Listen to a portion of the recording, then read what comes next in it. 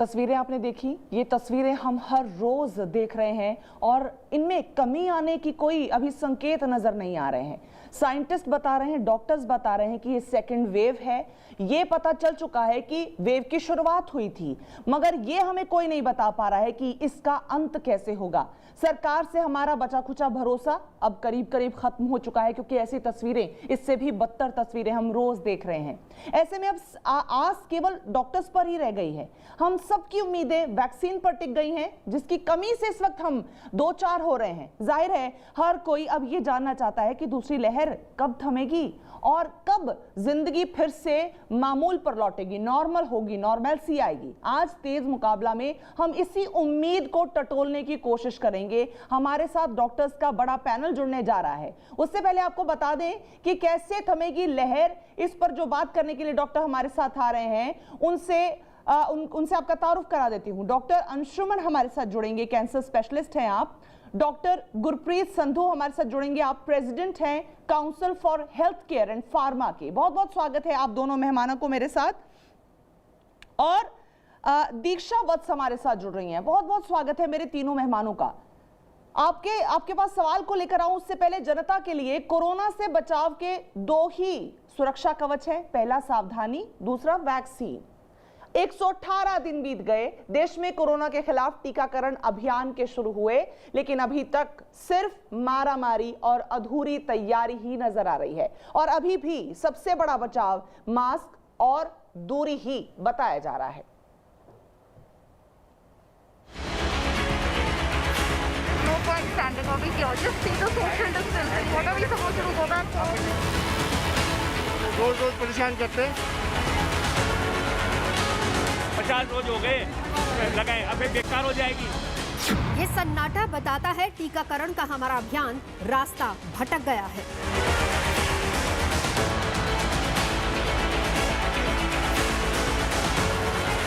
ये आक्रोश सबूत है कि टीकाकरण की हमारी रफ्तार 100 दिन में 2.5 कोस चलने वाली है।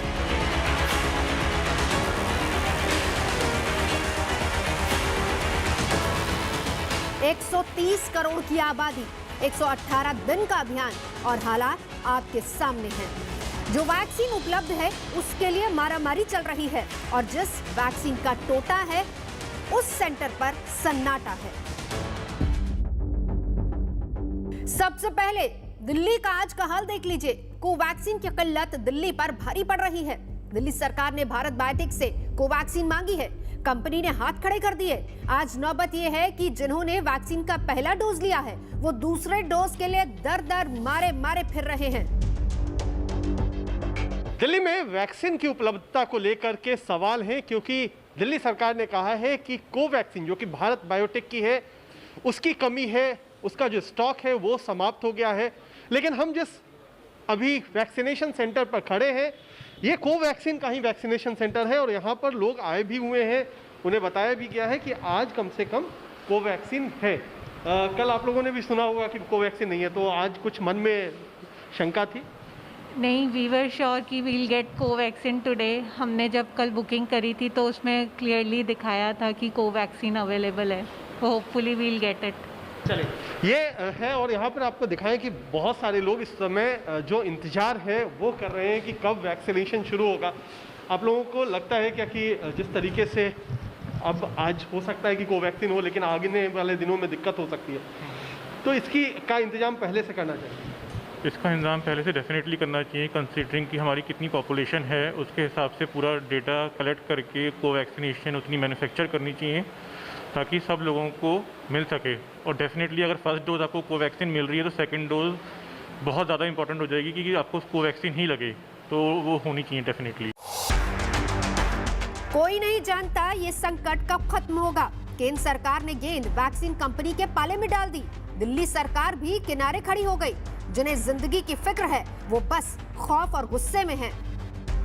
कोवैक्सीन ने कल हमें चिट्ठी लिखी है। उन्होंने कहा है कि साफ साफ कह दिया उन्होंने कि हम वैक्सीन नहीं दे सकते हैं क्योंकि हमारे पास में वैक्सीन उपलब्ध नहीं है। मतलब आपने हमें कहा कि आपने 26 तारीख से प्लान किया, मन बनाया और उसके बाद आपने चिट्ठी लिखी 7 मई को, जवाब मिला 11 मई को और चिट्ठी भी 7 मई को क्या लिखा, हमारा इंटरेस्ट है, हमारे मन में इच्छा है कि हम खरीदें। इच्छा से नहीं होती है, नेगोशिएशन के कुछ फंडे होते हैं। मुझे कष्ट हो रहा है ये कहते हुए, नेगोशिएशन में एडवांस पेमेंट करना होता है, जो आपने खुद माना है कि आपने एडवांस पेमेंट नहीं किया है। इस प्रकार से ऑर्डर प्लेस होते हैं जो आपने नहीं किया। तो ये हाल देश की राजधानी दिल्ली का है, जहां 18 से 44 साल के लोगों का वैक्सीनेशन बंद हो चुका है और अगर कोविशील्ड की डोज नहीं मिली तो 2 से 3 दिन में कई वैक्सीनेशन सेंटर्स पर ताले जड़ दिए जाएंगे। और ये सिर्फ दिल्ली की बात नहीं, बल्कि ज्यादातर राज्यों में हाल यही है, जिनमें बीजेपी शासित राज्य भी शामिल हैं। लेकिन केंद्र सरकार इसको लेकर कितनी ज्यादा चिंतित है, इसका अंदाजा इस बात से लगाया जा सकता है कि राज्य सरकारों के सवालों का जवाब बीजेपी के राष्ट्रीय प्रवक्ता दे रहे हैं। इस कोरोना से जिस हथियार के साथ हमें लड़ाई लड़नी थी वो है वैक्सीन, जिसकी कमी इस वक्त हमारा देश झेल रहा है। आम जनता परेशान हो रही है वैक्सीन पाने के लिए और बताया जा रहा है कि अलग अलग राज्यों से खबरें यही आ रही हैं कि वैक्सीन की कमी पड़ रही है। हमारे साथ डॉक्टर्स जुड़ गए हैं, उनसे एक बार फिर से आपका तारुफ करा देती हूं। डॉक्टर अंशुमन कैंसर स्पेशलिस्ट हैं, आप हमारे साथ हैं। डॉक्टर गुरप्रीत संधू, आप president council for health care and pharma and founder of Rewa pharma हमारे साथ जुड़े हुए हैं। दीक्षा वत्स, आप पर बेहद बड़ी जिम्मेदारी है, पब्लिक प्रवक्ता के तौर पर आज शो का हिस्सा हैं। अगर पब्लिक के नुमाइंदे की तरह आपके मन में भी कोई सवाल उठे तो आप हाथ उठाइएगा, मैं आपका सवाल भी डॉक्टर साहब से लेने की कोशिश करूंगी। डॉक्टर संधू, सबसे पहले सवाल मैं ये जनता के लिए सिंप्लीफाई करना चाहूंगी कि बहुत सारी टर्मिनोलॉजी है जो इस कोविड के दौरान हमने सीखी है। आम जनता जो शायद अज्ञान हो, पढ़ी लिखी भी ना हो, उसको भी क्वारंटीन, आइसोलेशन, कोविड, ये सारे टर्म्स समझने की कोशिश पड़ गई है। उसमें ये सेकेंड वेव ये हम सुन रहे हैं। सर, अगर आप आम जनता को सिंपल भाषा में समझा सकें कि ये सेकेंड वेव का अर्थ क्या है और उसके बाद फिर हम समझेंगे कि ये इतनी भयावह और इतनी भयंकर क्यों है और कब खत्म होगी ये। मीशा जी, थैंक यू वेरी मच। मेरे को आज तक आपने मौका दिया ताकि मैं आज तक के चैनल से आपके जनता को इस प्रॉब्लम के बारे में और डिटेल में हम व्याख्या कर सकते हैं। जो कोविड है ये एक ऐसा दर्दनाक प्रॉब्लम हमारी पूरी यूनिवर्स पे फैल गया है और ये जो टर्मिनोलॉजी ऐसे आपने बोली है, ये नए शब्द जो कि आए हैं, कम से कम 1 साल हो गया है हम सब लोग सुन रहे हैं, ठीक है। जो प्रॉब्लम बड़ी सिंपल है, ये जो वायरस है इसकी कई म्यूटेशंस बन चुकी हैं, ओके। हर म्यूटेशन की कॉम्प्लेक्सिटी, हर म्यूटेशन पे जो वैक्सीन या दवाइयाँ हैं आज की डेट में उपलब्ध, वो इस पे कुछ काम कर रही हैं, कुछ एक्सपेरिमेंटल ड्रग्स हैं। हमारे पास जो सबसे बड़ा इस समय देखने वाला इशू ये है कि जो वैक्सीन है ये एक ही माध्यम की सॉल्यूशन जो कि हमें इस प्रॉब्लम से बाहर निकाल सकती है और इसी वैक्सीन के द्वारा ही हम, जो कि सब सोच रहे हैं कब ये प्रॉब्लम है कब एंड होगी, ये तभी हो सकती है जबकि एक हर्ड इम्यूनिटी वैक्सीन से प्राप्त होगी और उसके लिए कम से कम हमें 10 से 11 करोड़ वैक्सीन हर महीने हमारी भारत में प्रोडक्शन होना जरूरी है। तभी हम राउंड अबाउट 90 से 95 करोड़ भारत की जो आबादी है, जो कि 18 साल की उम्र से ज़्यादा है, उसको वैक्सीन की उपलब्धि हो सकती है। बट आज की इस इशू में, जैसे आप खबरों में विस्तार कर रहे थे कि हर स्टेट, हर यहाँ सेंटर लड़ाई झगड़ा कर रहा है, कंपनी से बात संपर्क कर रहे हैं, बट हमारे भारत में इस समय जो कि 2 वैक्सीन प्रोड्यूसर्स हैं, एक पुणे में और एक हैदराबाद में, उनकी सिचुएशन को देखते हुए हम सिर्फ 5 से 5.5 करोड़ ही अभी तक वैक्सीन की प्रोडक्शन कर रहे हैं। सर, आपको इंटरप्ट करना चाहूंगी यहाँ पे डॉक्टर संधू। सवाल आपसे सीधा क्योंकि वैक्सीन की बात कर रहे हैं, 2 कंपनियों की बात कर रहे हैं। सर, आप फार्मा इंडस्ट्री से जुड़े हैं, जनता को ये भी जरा अगर आप ब्रीफ में समझा पाएं कि बहुत ज्यादा कंपनीज क्यों नहीं बना पाई हमारे देश में। पता चल रहा है कि 2 कंपनियां इनफ प्रोडक्शन नहीं कर पा रही हैं जितनी डिमांड है हमारे देश में, क्योंकि जनता आबादी बहुत बड़ी है। तो ये 2 ही पर केंद्रित क्यों है? क्यों नहीं और ज्यादा फार्मा कंपनीज इसमें इन्वॉल्व हुई और हमारे देश में प्रोडक्शन को तेज किया गया? मीशा जी, बहुत अच्छा सवाल है आपका। देखने वाली बात है कि हम दुनिया में, भारत एक ऐसा वर्ष है, अपना मुल्क है जिसमें कि सबसे ज्यादा वैक्सीन की प्रोडक्शन दुनिया में होती है। बट वैक्सीन जो है ये एक डिफरेंट टेक्नोलॉजी है कोविड की, और वो टेक्नोलॉजी भारत में दो कंपनियों के, एक कंपनी हमने डॉक्टर एला की है, भारत बायोटेक जिन्होंने बनाई है, जिनका जो कि एक ब्रांड कोवैक्सीन के नाम पे बिकता है भारत में। दूसरा जो है वो है पुणे बेस्ड कंपनी पूनावाला की, ओके, जो कि कोविशील्ड के नाम पे हम बना रहे हैं भारत में। ये टेक्नोलॉजी एस्ट्राजेनेका और ऑक्सफोर्ड की टेक्नोलॉजी भारत में उपलब्ध की, उन्होंने टेक्नोलॉजी ट्रांसफर किया। Now it is very important to tell you that ये जो फार्मास्यूटिकल का बिजनेस है ये साइंटिफिक बिजनेस है, और साइंटिफिक बिजनेस को बिल्ड करने के लिए यदि नई खोज भी होती है तो कई वर्ष लग जाते हैं, ताकि जब तक एक नई वैक्सीन की खोज होती है कम से कम 5 से 6 साल एवरेज टाइम लगता है। ये जो ड्रग्स आज हम इनोकुलेट कर रहे हैं, these are all specific approvals which have been given by World Health Organization and US FDA, ताकि इमरजेंसी यूज के लिए दी गई हैं। ठीक है जी। और मैं दूसरी बात ये कहना चाहूंगा, भारत सरकार ने और कंपनियों के सहयोग से अब आपके पास एक तो स्पुतनिक 5 जो कि रशियन वैक्सीन है, उसका रिलेशनशिप डॉक्टर रेड्डीज के साथ हो गया है जी, और उन्होंने 5 कंपनीज फर्दर प्रोडक्शन के लिए जुड़ गई हैं। डॉक्टर साहब हमने जनता को ये भी बताया कि अब ग्लोबल टेंडर की भी बात हो रही है, यानी कि वर्ल्ड ओवर जो भी वैक्सीन बना रहे हैं उनसे भी बात सीधा स्टेट्स करने जा रहे हैं। डॉक्टर अंशुमन का रुख करना चाहूंगी। डॉक्टर अंशुमन, वापस उसी बात पे आऊंगी कि ये दूसरी लहर है क्या, थमेगी कब? आम जनता को सिंपल शब्दों में समझ ही नहीं आ रहा है कि ये हो क्या रहा है। सरकारों से उम्मीद नहीं रही है, अब सर आप ही की तरफ सभी देखेंगे। जी मिशा, लहर शब्द का जब इस्तेमाल किया गया तो इसीलिए किया गया कि पब्लिक समझ पाए। मेडिकल टर्मिनोलॉजी में कोई ऐसी शब्दावली नहीं है जिसमें लहर शब्द का इस्तेमाल वायरल एपिडेमियोलॉजी के लिए किया जाता है। जी। जिन्होंने भी समुद्र को देखा होगा, आप देखते हैं समुद्र के किनारे जब खड़े रहते हैं, टाइड आता है, टच करके आपको जाता है, जब वापस हो रहा होता है पीछे उसके टाइड आ रही, दूसरी लहर आती है। तो मतलब पानी एक दूसरे से कनेक्टेड है, कभी खत्म नहीं हुआ। लेकिन जब उछाल मारता है, मतलब number of cases corona virus के इसमें बढ़ रहे होंगे, उसको हमने लहर कह दी। लेकिन पीछे से फॉलोड बाय न्यू केसेस भी आएंगे, सही, और तीसरी लहर, चौथी लहर, इसीलिए इसको लहर कहते हैं। मतलब जब केसेस की संख्या एक्सपेक्टेड से ज्यादा होने लगे तो उसको आपने लहर कह दिया। लेकिन ये अब आपका सवाल है कि कब खत्म होगी, जनता का सवाल है, सब लोग सोच रहे हैं। Answer is simple, herd immunity. झुंड में जब तक मैक्सिमम लोगों के अंदर प्रतिरोधक क्षमता नहीं आ जाएगी तब तक ट्रांसमिशन चेन को अब नहीं रोक सकते। डॉक्टर साहब, वो कैसे आएगी? जी, इसका अर्थ क्या हुआ? पिछले साल जो लॉकडाउन किया था हमारी स्थिति अलग थी। 500 केसेज से जब लॉकडाउन हुआ, आज भारत में इतने केसेज हैं और वायरस एक न्यूक्लियर प्रोटीन है, नीदर लिविंग नॉट डेड। तो ये मैक्सिमम ह्यूमन बॉडी में जैसे ट्रांसमिट हो रहा है, फर्दर म्यूटेशन करता जा रहा है। जितना अधिक समय आप देंगे इसको म्यूटेशन करने के लिए, एक समय ऐसा आ सकता है कि अभी की उपलब्ध वैक्सीन भी नाकारगर साबित होगी। तो इसका क्या अर्थ हुआ कि 16 जनवरी 2021 को हमने वैक्सीनेशन प्रोग्राम लॉन्च किया। डॉक्टर्स को पहले लगाया आपने, बहुत अच्छी बात थी। लेकिन उसी समय ये प्रबंधन पहले कर लेना चाहिए था कि हिंदुस्तान की आबादी का सिर्फ गर्भवती महिलाओं और बच्चों पे ट्रायल नहीं हुआ है, तो लगभग 90 करोड़ वैक्सीन की हमें जरूरत, 90 करोड़ आबादी को इनोकुलेट करने की जरूरत है, मतलब 180 करोड़ डोज की जरूरत है। तो क्या हमारा रोड मैप होगा? 16 जनवरी की बात कह रहा हूं, हम मई में हम पहुंच चुके हैं, 4 महीने, हमारे पास आज तक रोड मैप नहीं है। 2 कंपनी का प्रोडक्शन, डॉक्टर सिंधु फार्मास जुड़े बता सकते हैं, कंपनी का प्रोडक्शन की कैपेसिटी अपनी पता होती है, तो आप दोनों कंपनी से पूछ लेते हैं कि दोनों कंपनी कितना प्रोड्यूस करके आपको देगी। स्पुतनिक भी, जिसको आज अलाउ किया, रेड टेपेज में अभी भी फंसी हुई है वैक्सीन। इसके अलावे मॉडर्ना और फाइजर, जॉनसन जॉनसन जो इंटरनेशनल ब्रांड हैं, उनको भी आपको अलाउ करना था अगर डिमांड ज्यादा है और सप्लाई कम है। जो लोग ये कहते हैं मॉडर्ना और फाइजर का इंडिया में ट्रायल नहीं हुआ, उनके लिए मैं बता देता हूँ कि एक भी ऐसा मुल्क नहीं है जिसमें इंडियन, मतलब भारत मूल के लोग नहीं रह रहे हैं।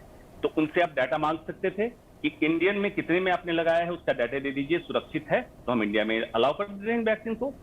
बड़ी सिंपल थ्योरी है, इसको हम स्वास्थ्य प्रबंधन में, हेल्थ केयर मैनेजमेंट में कहते हैं सप्लाई चेन मैनेजमेंट। कितनी डिमांड है, उसको कैसे आप ऑन टाइम करेंगे। ऑन टाइम का मतलब क्या है कि 3-4 महीने में अगर वैक्सीनेशन प्रोग्राम हम कर लिए होते तो वायरस फर्दर म्यूटेशन का चांस उतना ही कम होता जाता।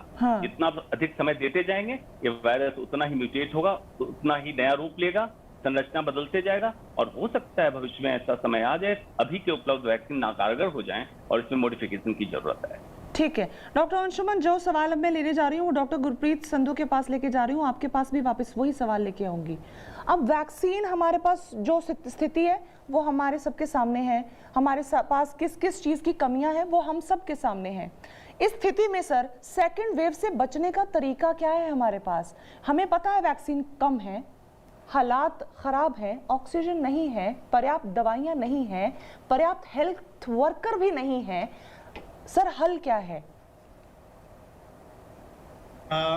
मिशा सी हल सबसे पहले मैं दोबारा से अपना आप लोगों को बोलूँगा, वैक्सीन एक ही परमानेंट सॉल्यूशन है जो कि हमें वेट करनी पड़ेगी, okay, and that is the first solution which we should be focusing on. Number 2 which has been emphasised that yes social distancing, keeping away, you know, keeping our face mask on, okay, washing our hands on a regular basis, जो कि बहुत बड़े प्रचलित तरीके से हर तरीके से लोगों को पता चल चुका है।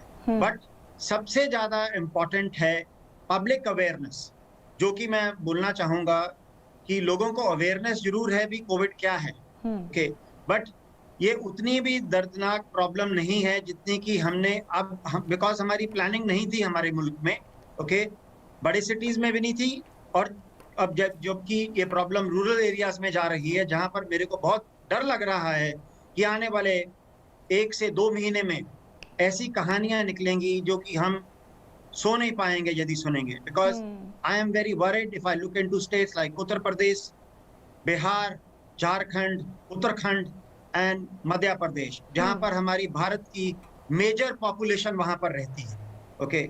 सो इस चीज को देखने के लिए हमें प्रैक्टिकली जो सबसे इम्पोर्टेंट है, जो कि मैं आपके माध्यम से सरकार को रिक्वेस्ट करना चाहूंगा भी, हमें लॉजिस्टिक्स एंड डिस्ट्रीब्यूशन जो कि है वैक्सीन की, उस पे तो जब देना चाहिए, क्योंकि हमें देखना, मैं आपको एक बड़ा लाइव एग्जांपल देता हूं, कि if you look into a country like United kingdom, जिन्होंने नेशनल हेल्थ सर्विस, जो उनकी मेन गवर्नमेंट की स्कीम है, उसके माध्यम से इस समय 58% of their population is already vaccinated. True. In a very short span of time. Sir अब वही तो कहानी फंसती है ना सर इंडिया की। Doctor Sandhu, I would like to take one more minute, ma'am. Just one more minute, ma'am, which is very important. बोलिए। उन्होंने क्या किया, उन्होंने अस्पतालों का तो जो था साधन लिया ही लिया, बट उन्होंने फार्मेसीज, डायग्नोस्टिक सेंटर्स, पॉलीक्लिनिक्स पर अलाउ कर दिया भी कोई भी आदमी जब चाहे वहां जाके इनॉकुलेशन करवा सकता है, और उन्होंने एक नर्स की सुविधा के कारण ही ये सारा माध्यम चेंज कर दिया। And the same success has been followed by a country like Israel. Yes, Israel की पॉपुलेशन बहुत छोटी है, बट फिर भी उन्होंने दुनिया को कर दिखाया कि ऑलरेडी वो इस लेवल पे पहुंच चुके हैं। दूसरा मैं बोलना चाहूंगा, कंपल्सरी एंड वॉलंटरी लाइसेंसिंग को हमें हमारे भारत सरकार को with the help of the drug control government of India office, they should take it in a very serious way, और बोलना चाहिए ठीक है, यदि फाइजर, मोडर्ना, इन कंपनियों की पास इन्होंने पैसा खर्चा है इंटेलेक्चुअल प्रॉपर्टी पे, हमें रेस्पेक्ट करना चाहिए और इनको स्पेशल अप्रूवल्स दे देनी चाहिए। जैसे कि पहले भी डॉक्टर साहब ने आपके माध्यम पे बोला है, हमें इन बड़ी कंपनियों का सहयोग चाहिए। यदि हमें भारत में 10 से 11 करोड़ वैक्सीन की उपलब्धि करनी है तो तभी हो पाएगी, जो आज हमारे पास 2 मैन्युफैक्चरर्स हैं। ठीक है सर, ठीक है। एक बार मैं दीक्षा जी का रुख करना चाहूंगी। दीक्षा, आप सवाल देना चाह रही थी कोई डॉक्टर के पास। सबसे पहले तो आप तीनों का मेरा नमस्कार। मैं अंशुमन जी से सवाल पूछना चाहती हूँ। जी अंशुमन सर, मैं एज ए डॉक्टर आपसे ये पूछना चाह रही हूँ कि इस देश की जो जनसंख्या है, सबसे पहले आपने कहा कि आज 140 करोड़ की जनसंख्या इस देश के अंदर एग्जिस्ट करती है, और अब सबके हमारी जैसी आम जनता के मन में सिर्फ एक ही सवाल है कि अगर वैक्सीन इसका सोल्यूशन है, अगर 90 करोड़ लोगों को आज इस देश के अंदर अगर वैक्सीनेट कर दिया जाए तो आई थिंक कहीं ना कहीं हम इस प्रॉब्लम से मुकाबला कर सकते हैं। तो मेरे मन में ये सवाल है, इस देश की जनता के मन में ये सवाल है कि आज इस देश के अंदर 2 ही ऐसी मेन कंपनीज है जो वैक्सीन क्रिएट कर रही हैं। तो क्यों नहीं ये फॉर्मूला जो 2 कंपनीज ये वैक्सीन क्रिएट कर रही है, क्यों गवर्नमेंट ऑफ इंडिया उस फॉर्मूले को और अदर कंपनीज के साथ इंडिया में शेयर कर दे? सही दीक्षा, बहुत इंपॉर्टेंट सवाल है डॉक्टर साहब आपके पास, और ये बार बार लोग पूछ रहे हैं सर कि जो समझ में आ गया था फॉर्मूला, क्यों नहीं सरकारों ने वो बाकी फार्मा कंपनीज को भी कहा कि इमीडिएटली इस पे काम पे लग जाइए और प्रोडक्शन करके दीजिए? जी दीक्षा जी, बिल्कुल जेन्युइन सवाल है आपका। देखिए, इसी को कहते हैं गुड गवर्नेंस, जो आपने कहा उसको कहते हैं गुड गवर्नेंस। लेकिन हिंदुस्तान अभी चल रहा है गॉड गवर्नेंस से, राम भरोसे हिंदू होटल। तो डिफरेंस समझना, good governance and God governance. Good governance अक्सर प्लानिंग के साथ चलती है, और इससे कोई पीछे नहीं हट सकता है कि जब आज भारत का क्षेत्रफल और आबादी आज जो है, यही तब थी जब 70-80 लोग जो बैठे हुए हैं उसमें चुनाव में आए थे, तो आबादी बढ़ी नहीं हमारी। या तो इनकी टेक्नोलॉजी ट्रांसफर, जिसको हम टेक्निकली कहते हैं टेक ट्रांसफर, दूसरी कंपनी को दें और इनकी जो रॉयल्टी है उसके मेंटेन करने का एक तरीका था उसका करें। दूसरी कंपनी से आप इंपोर्ट करा सकते हैं। दूसरे टेक ट्रांसफर को लेने में समय लगेगा, लाइसेंस अप्रूवल में इंटरनेशनल टेक ट्रांसफर समय लगेगा, तो टेक ट्रांसफर नहीं करेंगे। इंटरनल कंपनी, डोमेस्टिक कंपनी से आप दूसरी कंपनी को दे सकते हैं जिन कंपनी के पास इसकी उपलब्ध। इसका मतलब क्या है? Simply strong political will is required. एक दृढ़ संकल्प की जरूरत है। सर और उसकी खासी कमी है सर। एक सवाल बहुत ज्यादा मेरे मन में उठ रहा है, वो आपसे लेना बेहद जरूरी है, मेरे पास समय कम रह गया है। डॉक्टर अंशुमन, ये सेकंड वेव जब आई है, मैं खुद कोरोना से फ्री होके वापस आई हूं, ये सेकंड वेव में मेरे आसपास मौत की खबरें इतनी ज्यादा क्यों हैं सर? और ये हर भारतीय महसूस कर रहा होगा सर। जी मिस्टर, अब देखो, ये कहना कि संक्रमण से हम लोगों को बचा लेंगे बेकार बात है। संक्रमित देर सवेर सबको होना है, अनलेस उनको वैक्सीन लग जाए। हमें जान की क्षति बचानी है, जो कि इस बार हुई, काफी ज्यादा हो रही है और अभी लगातार चालू है। कि ये प्रिवेंटेबल डेथ थे, जिन मौतों को हम रोक सकते थे। कुछ मौतें नॉन प्रिवेंटेबल होती है कोरोना में, जिसको हम नहीं रोक सकते इस कंडीशन में।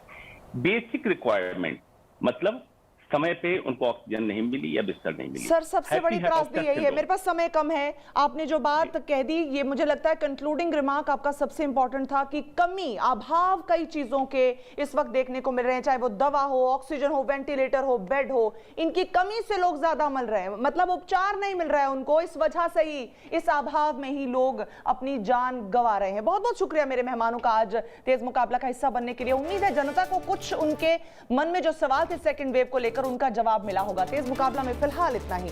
आप बने रहिए तेज के साथ।